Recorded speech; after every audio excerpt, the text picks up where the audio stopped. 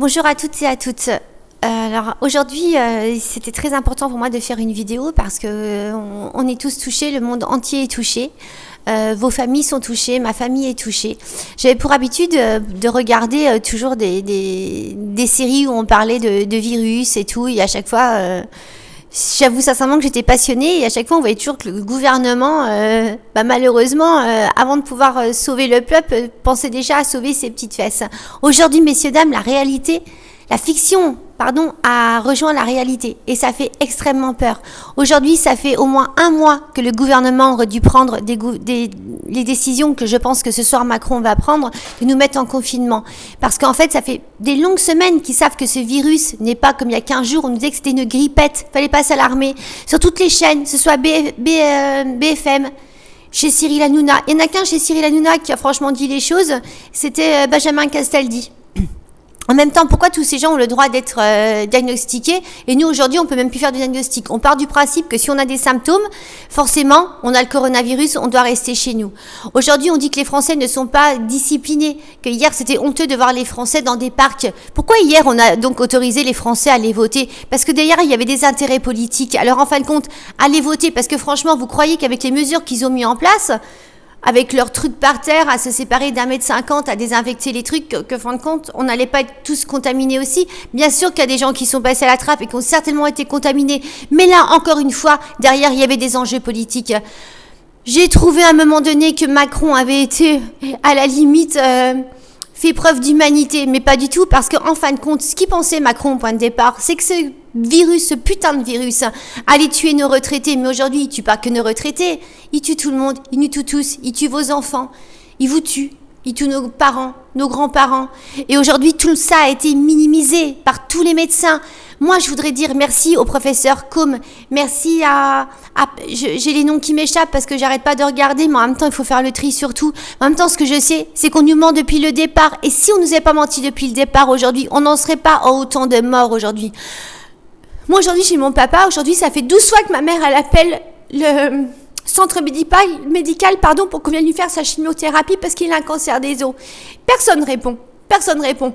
Moi, si aujourd'hui il arrive quelque chose à mon père, je peux vous jurer que je mettrai le gouvernement en cause. Parce que ce sont des menteurs. Parce que le gouvernement, aujourd'hui, le gouvernement français est un gouvernement assassin.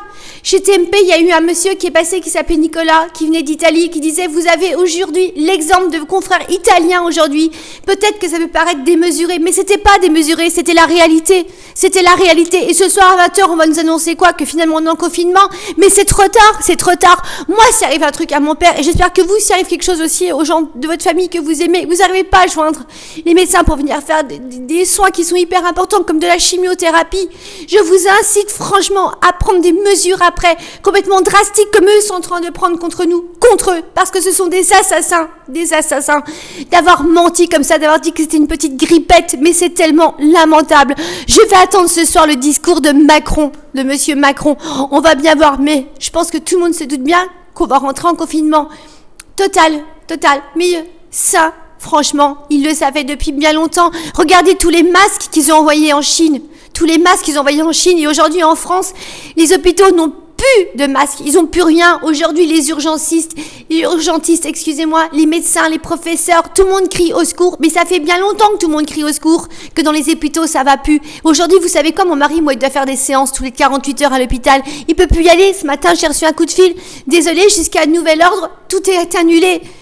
Tout est annulé. Mais pourquoi on nous l'a pas dit avant? Pourquoi? Et pourquoi en plus, monsieur Édouard Philippe? Franchement, alors vous êtes la reine, vous êtes la cerise sur le gâteau, vous faites campagne, votre pays est en train de crever, il y a un virus qui s'est installé, vous, tout ce qui vous intéresse pour votre ego à 2 balles, c'est d'aller faire campagne. Monsieur Édouard Philippe, vous faites partie des mêmes assassins du gouvernement, et en même temps, vous pouvez faire ce que vous voulez, ou vous vous gênez pas pour employer des mots, pour faire une espèce de dictature, pour faire pleurer aux gens, pour nous faire rentrer dans une psychose, et après de dire que finalement, le français, il n'est pas discipliné, le français, il fait la grève, il fait ci. Vous en avez profité quoi, vous, pendant le coronavirus, d'appliquer le 49.3 pour les retraites, mais c'est une honte, mais honte à vous dans tout ce que vous avez fait. S'il y a plein de morts aujourd'hui, vous en serez responsable, parce que le confinement total, il fallait le faire bien avant. S'il arrive quelque chose à mon père, et là je parle au nom de Laetitia Vicenne, je peux vous assurer que je vous tiendrai responsable de tout, et même s'il arrive quelque chose à mon mari, et même à tous les gens sur cette terre, peu importe, je me battrai jusqu'au bout. Vous êtes un gouvernement assassin qui n'avait pas su prendre les dispositions qu'il fallait prendre, tout ça parce que nous étions en pleine élection municipale. Vous vous rendez compte l'enjeu politique qu'il y avait derrière? Alors votre enjeu politique, il est plus intéressant que des vies humaines? Ça, par contre, vous nous l'avez bien fait comprendre. Vos élections, elles sont truquées en plus. Parce que vous savez quoi? Je suis bien contente que je vois aujourd'hui que la République en marche, elle ressort pas du tout. Alors franchement, annulez-les, reportez-les, faites ce que vous voulez. Mais le malheur, vous l'avez créé et c'est trop tard. Et si on a plein de morts, ce sera de votre faute. Prenez très bien soin de vous. Suivez les conseils de tout ce que les professeurs peuvent vous dire. Arrêtez de croire que ceux qui vous disent que c'est une grippette parce qu'on n'a pas de vaccin et ils tuent même les enfants aujourd'hui. Ils tuent tout le monde, ce putain de coronavirus. Alors faites attention à vous et croyez surtout pas à ce putain de gouvernement. Prenez soin de vous, je vous embrasse.